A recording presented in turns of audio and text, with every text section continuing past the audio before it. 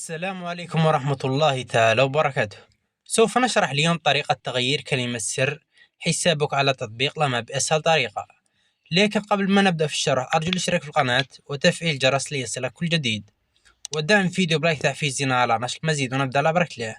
لتغيير كلمة سر حسابك على تطبيق لما نقوم بالدخول إلى الحساب الخاص بنا، ثم نقوم بالدخول إلى الملف الخاص، ونقوم بالدخول هنا إلى الحساب، ثم نقوم بالصعود فنجد خيار وهو خيار إعدادات. نجد خيار إعدادات نقوم بالدخول إليه،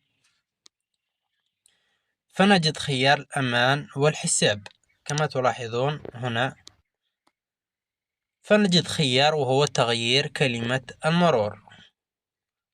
نقوم بالضغط عليه ونقوم بكتابة كلمة المرور القديمة، ثم نعود. بعد كتابة كلمة المرور القديمة نقوم بالضغط على تأكيد، ثم نقوم بكتابة كلمة مرور الجديدة. مثال نقوم باختيار أي كلمة مرور جديدة.